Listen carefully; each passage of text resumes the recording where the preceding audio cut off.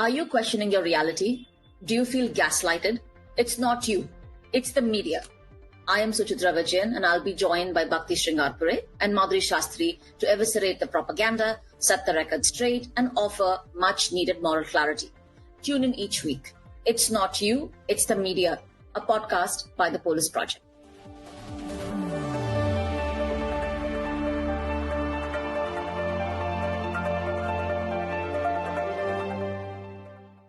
We are back, and today we are talking about the media's blame games. The people have voted, the people have spoken. It didn't go as planned for liberal media, who have spent an entire 100-some days of this campaign fawning over Kamala. This is what we have already discussed in our podcast episode, in the live coverage of the elections. Donald Trump not only won the president, but confounding to everybody is that he also won the popular vote. And it's not even really been that long, but liberal media has already begun to avoid a reckoning with what actually went wrong. The pundits are pretending to be critical, but who are they really criticizing?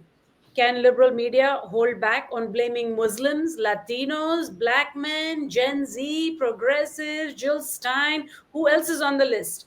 Will the mainstream media pause on their thinly veiled racism and centrism? Nope. It's too late. The sugarcoating has commenced and the blame games have begun, but we are also coming to play. And guess what? Let's start with you, Madhuri. Who do you blame for Kamala's completely predictable loss? That we've been harping on about. I blame the progressives. I blame the progressives, and I'm actually going to, my favorite, Jonathan Chait, in his column has written basically again about how progressives are to be blamed. First of all, it's ludicrous because he had two delusional columns claiming that how Harris was running as a centrist or a conservative was actually working. And one of them, I think, was titled something like, stop complaining, it's working, blah, blah, blah. Ugh. And then now that there's a failure in his recent column, like yesterday, he manages to shift blame back on the progressives again. And, he achieves this psychotic, anti-intellectual, amoral, what is just a vendetta at this point by saying that the seeds of this Harris failure were planted 8 years ago, not when Bernie was robbed of his nomination, as I think, but when Trump won and the Democratic Party, shifted to the left. They should have shifted to the center, but they shifted to the left. And there was so much resentment, and Trump was so unpopular that they mistakenly believed that their base was more progressive than it actually was. And then comes Biden's presidency. And during his primary, again, it was a race to the left because of this mistaken belief the electorate is actually more leftward leaning. But Biden wins by running to the center. And then when he gets elected on the mandate of like, I'm not Trump, I'm just your average, your literal average Joe. When he wins, Chait says Biden's win happened so quickly that this disillusionment about who the base was still there. And then instead of continuing to govern in the center, he somehow makes this claim that Biden ran as a progressive president, right? He said that basically Biden eschews his centrism as president, and he actually ends up favoring policies that were advocated for by Warren and Sanders. And when post-COVID inflation happened, Biden followed this flawed strategy of growth that was designed by the anti-neoliberal movement, blah, blah, blah. And he did all these progressive things. And look, that was obviously wrong. And why was his being a progressive wrong?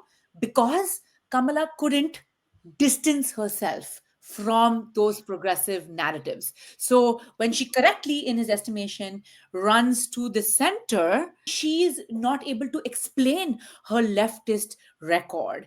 And any questions about, why are you actually a leftist? She treated, according to Chait, as accusations. And so this was all a big problem because the Dems, once again, were fooled by how progressive their base was, or they were bullied into thinking that their base was progressive and bullied into, adopting activist language, blah, blah, blah. So he has sort of arrived at the right destination, which was that Harris ran a bad campaign, but his worldview is so skewed. And his desire for erecting this progressive boogeyman, straw man is so strong that he does not even realize that her running as a conservative was actually a stupid idea. Because, as we have said, why would anybody vote for a democratic conservative? So somehow he does this, it's the progressives, you bullied, you fooled, it's you. Wow. Yeah. That is one heck of a word salad. I cannot believe I Wow. read that for the podcast, but I you know, know. Thank you for doing God's work, as they say. Suchitra, who do you blame? P. Diddy. Let's hear it. Look,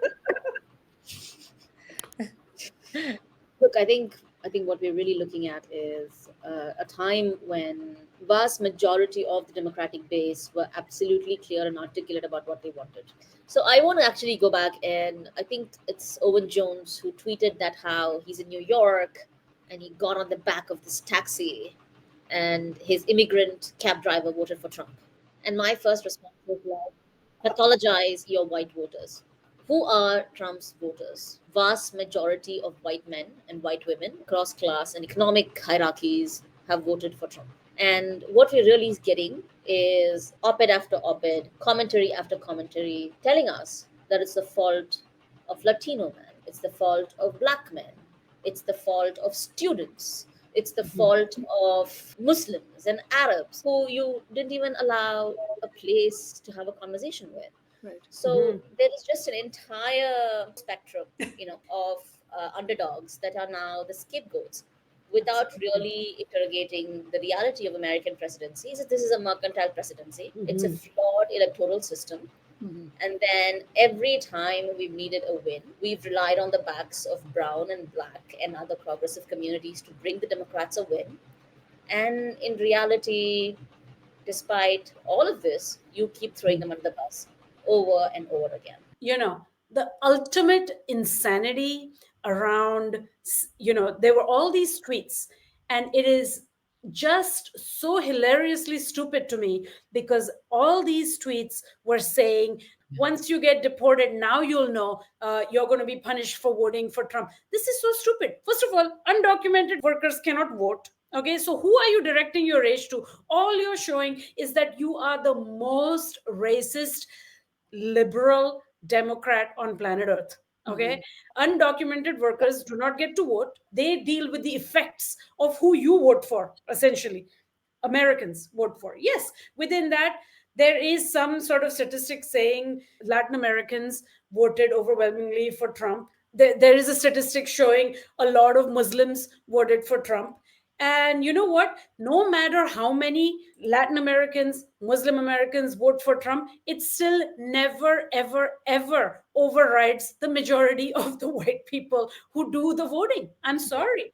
Take it or leave it. It does not move the needle, whatever that number is. So, what it is really, the blame games are just the most disgusting games out there in terms of just showing how exactly racist you are. And of course, liberal media is not just racist, they're intersectional in their racism. So they are not only going to blame black people, Latinos, Muslims, they're also blaming the men, because guess what, gender is here now. We're going to talk about misogyny. I want to say a lot about misogyny, but the first thing I wanted to say was these talking points were of like who to blame were provided to the liberal media by Obama when he went and castigated black voters and Oh. basically chided them. They were basically provided on a platter by them to AOC. All of these liberal darlings had already basically set the stage for the liberal media to come in and then swoop and pick their, like vultures, pick their prey on who they're going to dismantle. And to this misogyny, there is certainly room for the narrative that America is not ready for a female president. But I am beginning to question it more and more because every other progressive woman of color, including AOC herself, who ran, has re-won their seat. That is such a good point. I love this point so much.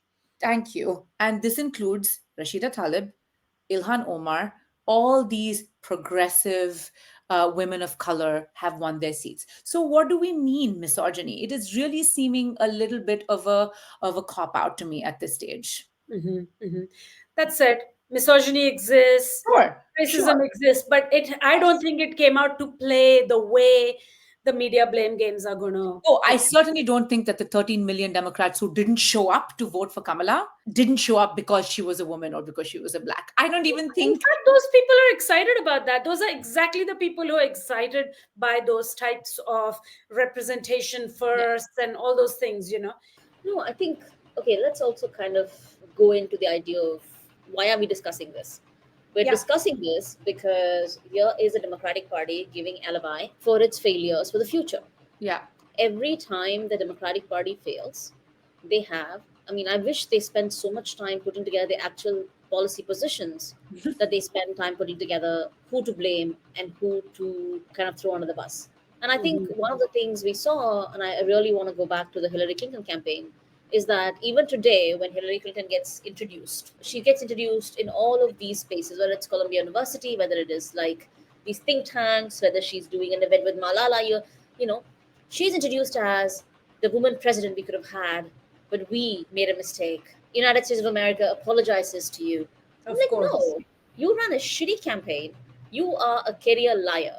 You lied about everything from, snipers sniping at you in Bosnia to, the justification of the war in Libya to Mhm. now, I don't know, lying about, I don't know. I mean, the point is you are a war criminal who continues to be given respect, resources, positions, and we are still told that Hillary Clinton lost because America was not ready, that its voters were like too misogynistic, that she was too white, she was too woman. No, she lost because Democrats ran a shitty, shitty campaign. Obama left a country in wars in Afghanistan. Obama expanded the drone program. Obama left this country in a place that might have looked good, but in reality was not. Mhm. There was a disparity of wealth, and we are not discussing the real issues. So, what we're doing right now is trying to, rather than have real conversations about what the policy positions should be, we are really just sitting here and telling the world that this is the template to justify a colossal failure now and the other failures that we are going to produce in the next couple of years. Absolutely. But Suchitra, you're being so unfair because poor Kamala Harris and team only had like 100 days. And Biden lined up like old dudes, men who didn't really understand her, and they messed up the whole campaign and they couldn't see clearly. Can't you see how she was the one thrown under the bus? Completely. Everybody else was wrong. All she and her campaign people wanted was to, they did everything. Sure, they did, but also, Everything wrong. Oh my I God. mean, there was no a democratic primary to choose a Yes. presidential nominee. And I'll tell you why this point is especially so important was because of how badly she lost the primaries in 2020. She is unpopular. We already know she is unpopular. Why do we I think things? always forget this part that she lost the Yes, primary. That I just yes. always forget it. Yeah. She lost. She lost badly. She is an unpopular candidate. She is a bad candidate. So simply by foisting her down our throats, and she was also largely an absentee vice president. So I Mhm. don't know. I think maybe it seemed to me, 4 years ago, that the strategy was that Biden was so clearly, advancing down this path of cognitive decline very rapidly, and so they were going to front Kamala as, the incumbent. She's not an incumbent, but they were going to front her. He stepped out of the race too late. I do think this is true because it has not given her a chance to really show who she is, and neither has she taken the chance when she had it. And she was unable to distinguish herself from Biden. She made this big, big, big, big mistake of being unable to distinguish herself from Biden. And Biden was extremely unpopular. He was polling really, really, really badly. So, why would you, in the absence of a primary, when you have the opportunity to speak about your policies, not distinguish yourself from the person who is polling so badly? I It know. is beyond insane to me. Can I add one thing though about this? Just a total aside on this cognitive decline thing. How is it possible that this person that we are claiming is in cognitive decline is bankrolling like a proper genocide. Like, Right. it is out of control. I mean, Israel is bombing everybody with whose bombs? Biden's, Biden and Kamala's bombs. And what is it? What is this cognitive decline? I don't even necessarily buy the theory, because then the genocide is just one big disability accommodation for him. I cannot do that. I don't even know. This is just an absolute and utter aside. That said, it was very clear his fatigue and his inability to cope with questions, and he couldn't deal with Trump's like insane energy or whatever Trump is hopped up on, which drugs we don't know. But at least you had to distinguish yourself Yeah. from Yeah. this mess. Right, in the absence of a primary specifically, right? Like, this is your opportunity. So this is what was so frustrating to me. No, I just want to say that in the 2020 primaries, it was Joe Biden followed by Bernie Sanders, and the third place went to Elizabeth Warren, and then Michael Bloomberg, and then Pete. Thank you. Right? So this was your 2020 primary. Now, if we go down all the way to look at Kamala Harris, she ranked third from the bottom, and then she suspended her campaign. And that should tell you Exactly. where we are. The most popular candidates were Joe Biden, Bernie Sanders, followed by Elizabeth Warren, Michael Bloomberg, even Amy. Amy Klobuchar? Yes, after Pete, followed by Tulsi Gabbard, and then this guy called Storm Steyer. So these were your. We don't even know who the people. Oh my God. But that is it. And it was such an undemocratic anointing. Why would people go and vote for her? You are just picking the worst candidate, and you are just, it's just easy for them to blame because they are able to completely evade responsibility. Is it true that she was an absent vice president? Aren't they all absent all the time? I mean, I'm sorry. What I follow is African politics avidly, and I know she put on some nice dresses and went to Ghana and stuff. You may be absent all the time unless you were there was certainly some kind of messaging. I was not imagining it. I'm not able to point out exactly to what it is, but I'm Yeah. not imagining it when we all knew she was being sort of fronted as, don't worry, we know Joe is, not really there, but Kamala is there. So she was really front. Okay. Like, there was this messaging that happened 4 years ago, which was meant to soothe voters' fears about Joe Biden's cognitive state of mind, that she is going to be there and she was going to step up and she would essentially run as an incumbent. Right. And so I thought, okay, Biden's going to, throw in the towel 2 years into his presidency, and then Kamala is going to pick up and she can run as an incumbent. None of that happened, but she didn't even bother to try to position herself as an incumbent. She made no, I don't know, maybe she went to Ghana and things like that, but I didn't really see her making any. I mean, I am totally joking. I mean, that's felt empty. Of course. That was empty. But yes, there's a general feeling that VPs are sort of not quite in the Yes. mix. Though I do recall, and maybe it's because it was 8 years of Obama, I do recall Biden. Yeah. Maybe I recall because he used to kind of feel up women and there used to be all these reels, and maybe I recall the negative the negatives, but I recall Biden. Presence. You recall the presence, I right? recall the presence. Yeah. Yeah.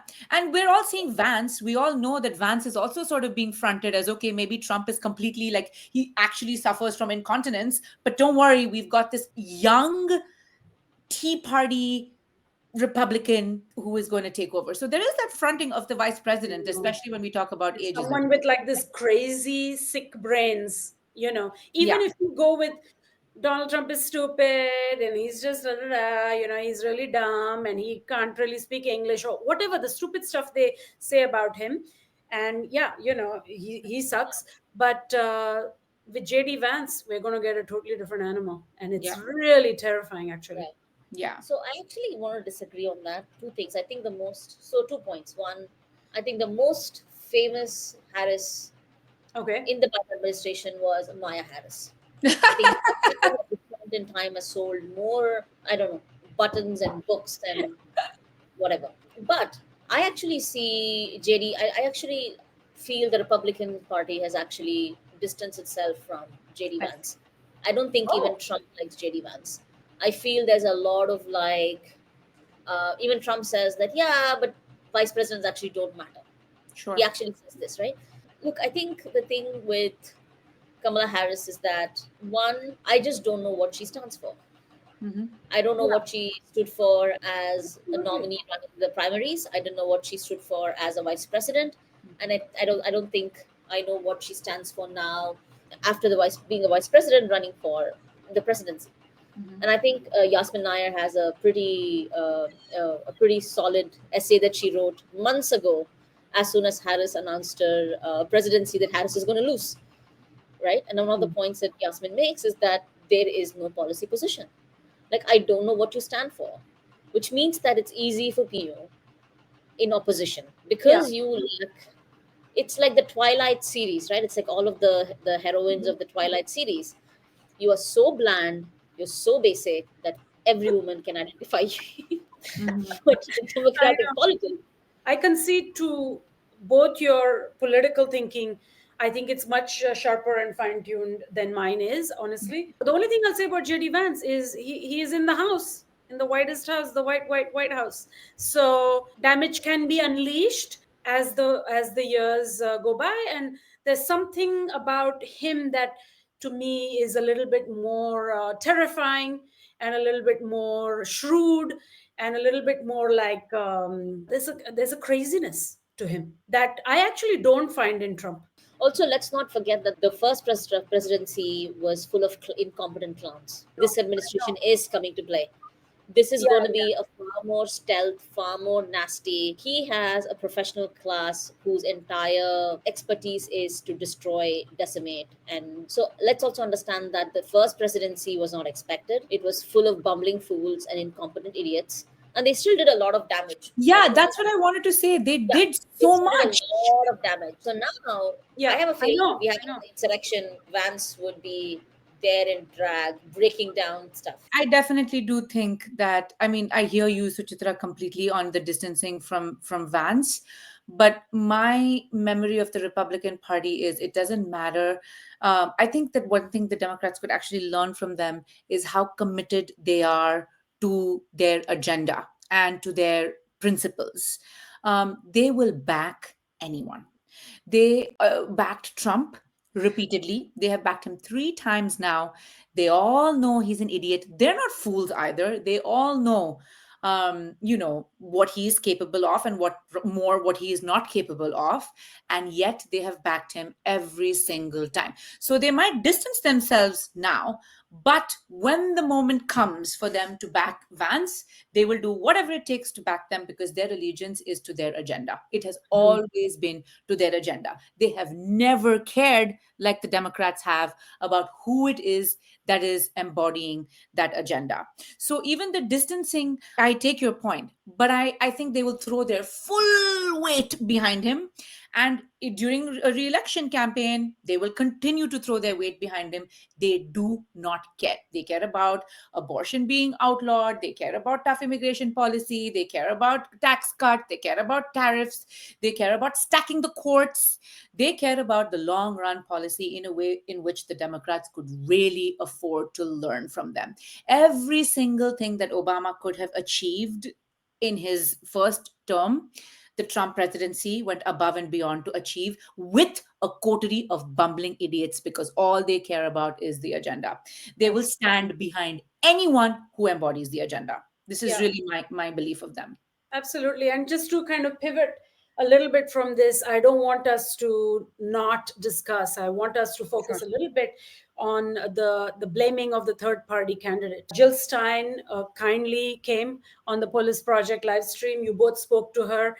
And there was a lot of focus actually on the amount her party has been vilified, the amount she has been vilified. It's, I don't know. Do you want to just summarize actually what she was saying? I think for me, I think one of the biggest learning in this election is how many third party candidates there are. Of course, we only had Jill Stein. There are other third party candidates who have been out there who have other agendas. There's a lot of radical agendas about equality and kind of remaking the system. And I think it's important. I think it's important for us to have all of those parties.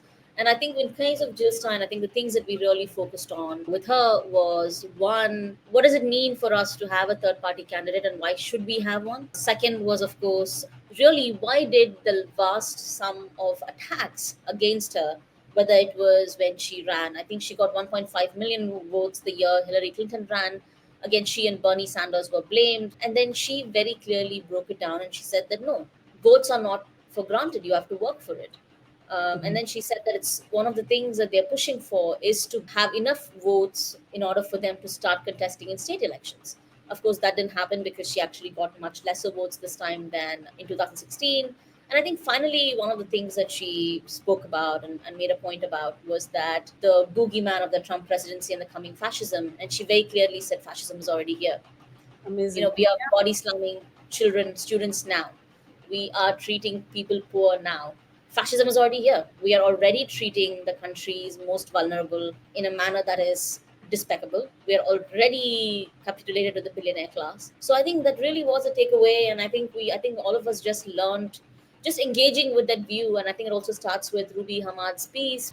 Ruby says that Democrats believe that your votes are a currency. It's not.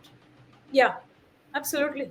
Absolutely. This idea that the vote is constantly owed to you. You don't have to earn it. You Yeah. have to, you're just this brat, I want, and that's it, Oh, and do you want to see what would happen if you didn't vote for me? This thing is not working. This thread is not working. And liberal media doesn't get it because that is how they ran their entire, every single platform, every single mainstream media platform was just don't vote for Trump. But why should we vote for Kamala? Ask that. Why would Correct. we hate Jill Stein? Ask that. Correct. Correct. I really want to emphasize this point because this idea, that people of color, other marginalized voters are going to vote for Democrats no matter what is definitely not something that you can bank on when you have a populist president like Trump. And Bernie's success should have showed that to the Democrats, right? Like Yeah. they were just like, oh, there are only the moderates. They only considered the moderates to be people who might change their minds. They have so taken for granted their marginalized vote base that they have not stopped to consider that maybe they are also voters who might change their mind. Maybe they are also voters who are not just going to throw their lot in with them after repeated disillusionment from Obama, after repeated and kind of outright mistreatment in this election by the Democrats.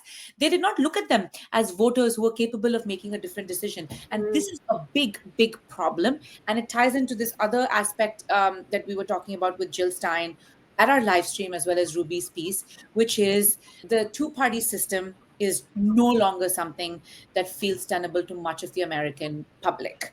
People are voting for maybe even not necessarily Jill Stein herself, but as Ruby says, for the idea that we have to move past the corporate conservative takeover of the American establishment. Absolutely. It's been a conservative takeover. People are seeing it, and people are maybe they are building maybe they are voting in protest for Jill Stein. It doesn't matter. What it matters is that these are movement building votes. These are Yeah. people who want to build a movement outside of the two party system. These are voters who are malleable, for lack of a better word. They are malleable, just as malleable as people in the center, and who are disillusioned and feeling unrepresented by the Democratic Party. Mhm. And it sort of all ties into this idea that what we have now just doesn't represent the Absolutely. voter base. Absolutely. And I'm going to make my same hackneyed point, which is that, we have had a year of liberal media chiding everybody about being anti Semitic. This is anti Semitic, that is anti Semitic. Yet, as soon as you have a Jewish candidate, all you do is work your ass off to destroy them. Bernie Sanders, Jill Stein. Why? That's not anti Semitism. I call anti Semitism on this thing. But we should not. We should definitely discuss the biggest issue in the room: blaming Muslims, blaming Palestinian voters, blaming Michigan. I think what we really have to see is the way in which Palestinians and Arab Muslim, Arab Christian voters have been absolutely disrespected and gaslit. They are being constantly told that somehow seeing their families and relatives being murdered, massacred every day, somehow the same as the Muslim ban that stopped people from traveling to the United I States. know. Genocide is not the same as making it hard for someone to travel. Absolutely. I think for me, what was really disgusting, I mean, I get Liz Cheney also. Like with Liz Cheney, it was like, okay, fine, you're bringing the daughter. But it was a lot of the other things. It was the Democratic Convention when there was this moment where there was these protesters, and you saw a black delegate walk by and like snicker, right? Like literally, like, oh, what are you doing? Like, Mm. do you not have empathy? And that kind of relates back to the thing where you're talking about now they want Gaza to be turned into a parking lot. They're like, oh, now that Trump is here, we're going to turn Gaza into a parking lot. Like, you guys are going to be destroyed. I'm like, they have been destroyed already. I love the Americans always thinking the parking lot is somehow the worst place on planet Earth. I mean, just like a totally different mixed metaphor, like ish, calling out this ridiculous idea of turning places into parking lots. Afghanistan was supposed to be a parking lot after 9/11. I remember that. I mean, what are these people? How low is the state of discourse? How low? How Yeah, low? And they are not Republicans. These are our great, highly qualified liberal Democrats. roads. I also want to bring up the Bill Clinton. For me, the most nauseating and disgusting, I would say, is Bill Clinton and Richie Torres. Yeah. Bill Clinton saying, "Oh, they were there first." Like, yeah, you're going to get massacred. Like, Sick. yeah, fine. I mean, I felt like Clinton was having his fucking black summer. Another thing that I really wanted to bring up is Richie Torres is also how identity politics is so weaponized Hmm. to make the point. The idea that you want to bring in certain groups who have suffered historical injustice to turn around and say, oh, by the way, I am going to rubber stamp if this injustice deserves your time. But also for me, I think one of the things we should, at least I want to mention this, is that there's this radio host called Charlemagne the God who went on Yeah. Anderson Cooper and said, actually held Anderson Cooper to account. I don't agree with everything he says, but he said, you do not cover Trump's fascism enough. Yeah. Mm. Like, if you want to blame people, blame Trump's fascism. Spend more time covering how Trump is fascist. Tell us what's wrong with these campaigns. And I think that's a point well taken. Like Yeah. the liberal media, while calling Trump a fascist, did not spend any substantial brain power trying to break down to people what this means. And they absolutely failed. This is so true. And the funny part is one of the insane sort of things about the way in which all of this is now suddenly unfolding. The election is only a few days behind us, the results are in, and so on, is how contradictory. How everyone is just doing a total about turn. They are just saying exactly the opposite of what they were saying. So they will say it's not Palestine. Palestine does not matter for this. Okay, this is not going to matter. I don't think it's the war. Now it's like, oh, people don't like war. War is unpopular. It is Palestine. Maybe we should think about that. Okay. The other thing is that literally newspapers, TV channels, experts, Twitter celebrities were saying stuff like she ran the most perfect social media campaign in history, the most perfect campaign. And then now it's like she ran the worst campaign in history. She had the worst advisors. Biden really set her up to fail. Everybody is terrible. I mean, what is this? What a cloud are people living under? It is very strange to me how the blame games, are even just like a complete switch. That part doesn't surprise me so much again because, as I said, I think earlier in Sure. this podcast, that AOC and Obama, they've been feeding them these talking points like, here's who you should blame. You should blame Jill Stein. I mean, AOC called her predatory, and said she couldn't even so much as win anything like a bingo game. And she shows up, every 5 years to steal, 4 years to steal votes. And you have Obama chiding black people. So they've all given their victims to, or, the prey on a platter.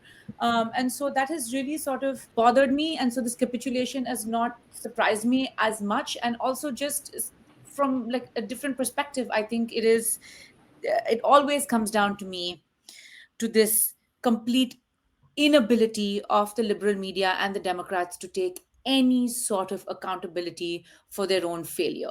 It is nothing new. They have failed so many times. You would think that they would have a very good playbook on how to be like, okay, we're going to do better. They cannot even do that. I don't know, because maybe it is just too, my view is that it is very difficult for voters and the media to accept their own complicity. There is a sort of pain in it, and it is something that they would rather not do, and shifting the blame is simply easy. And so they do it repeatedly, they do it time and again. They've done this boogeyman thing we've been seeing. It's a strategy as old as time itself. They've been vilifying everyone from Palestinians to Muslims to now all the people. Now again, they get to vilify Palestinians and Muslims. So it's nothing new, and it is just it's almost childish and juvenile, to the point of I feel kind of disgusted by it. And I wish that they were not so juvenile, but the truth is that they have really been unmasked. They have really, really, really been unmasked. My prediction for whether they will do anything differently next year, no, I don't think they will. I think we are kind of stuck in this. I just had a point to make, is that if you see the Democratic Party not as a political party that serves the interests of the Right. people, but as a corporation that they are, all of this makes sense. Which year did Democratic Party make the most amount of money? Under Trump. They raised more money under Trump than they raised the Um, boogeyman. So this is a corporation, and this corporation makes more money when Trump is in power, and they did make a lot of money. Yeah. Now, another thing that I want us to kind of talk about is, and this is also, think of this as some kind of like a PSA. You're going to see a lot of Democratic, extended arm of the Democratic Party, a lot of your activists and like community organizers and these like South Asian leaders telling you that we're going to build power. I want to know who you're building this power for and for whom. and with I whom? want to know, why is it that genocide was not a red line for you? I want actual grassroots activists to make a red line saying that genocide is the red line. Genocide was the red line, genocide is the red line, and we will not work with anybody who wanted to come and make peace between those calling for a genocide and those fighting and speaking out against it. We do not need people making some kind of concession. No, we do not want you. I do not want to build power with an asshole who got on that South Asian for Harris campaign and raised millions of dollars, then claiming that they're going to speak out against and hold her accountable, and then say, yes, genocide, but reproductive rights. I don't want to build power with you. Who said we now it's the time to resist, and then and Kamala Harris basically, and even Joe Biden, they capitulated immediately. Everything is going to be like smooth, and we're going to just do beautiful harmonious transition. And That's what they're focusing on now. Like, oh, let's just hand over gracefully. It's like, who cares? Like, nobody cares. You lost so badly. Just bury your head in the sand with have some shame. I know. Feel some sense of shame. And I want everybody for whom, Suchitra, as you pointed out, genocide was not a red line, and who chided people and who scolded. And even now, I mean, the liberal media has not stopped their scolding. They're scolding another, all Americans. Very quickly, I'm just going to rattle off some of the things that our researcher and producer Devraj has put. Okay, so for example, you have LA Times. All of them are same title. Okay, what went wrong? What went wrong? What went wrong? Okay, Dems have lost touch with American working class realities. Okay, where were you before? Okay, you have Anna Betts in The Guardian, who claims that she was nervous over celebrity rallies for Harris. This is what has helped us lose. Okay, there is Democrats sink into despair, writes Politico. Okay, and this is now they're despairing over the swing states and what didn't flip.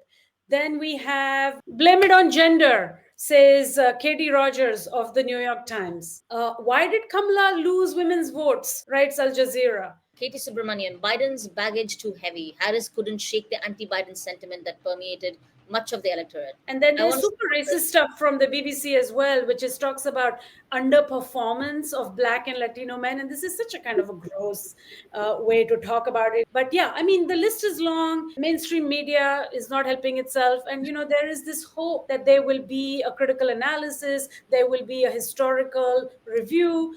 But I feel so hopeless that this is not going to happen. I mean, I don't know. We can try, we can continue to push a counter narrative, but this feels so painful. I mean, already within a week, you're going to sugarcoat everything that has gone wrong. You're going to do an about turn. and you're not going to have the reckoning that is much, much, much needed. Yeah. I think that I don't know what it will take for this reckoning, because speaking of underperforming, Harris's performance in New York, which is a deep, deep blue state, okay, is really something that Yeah. we need to be aghast about. And it should really send some warning bells ringing through some Democrats' heads. Because let me just tell you, okay, she did win New York City, but in the state, she drew 900,000 fewer votes than Joe Biden in 2020. Biden beat Trump by 23 percentage points that year, as did Hillary Clinton in 2016. And Harris's margin of victory in New York State was just shy of 12%. This is New York, I okay? know. So this, if this does not ring some alarm bells, the deepest, bluest state, after California, then I mean, I don't even know what it will take for the media to do a reckoning, because these are places that they just, these are votes they should be taking for granted, and they're not even able to do that anymore. So we are I know. in deep, deep, deep, deep, deep trouble. And at the end of the day, it's like, who is suffering? I mean, it is the Palestinians right this second, it is the migrants right this second. But of course, I mean, the genocide is just out of control. And now that they've lost, and Trump and Netanyahu are doing a happy dance, can Biden stop sending bombs now? Can he stop, like, right now? It is a really depressing turn of events. I mean, in our case, we are going to continue to push and hold the media accountable. We are going to call out the media gaslighting. It is definitely not you, it's the media. And free Palestine.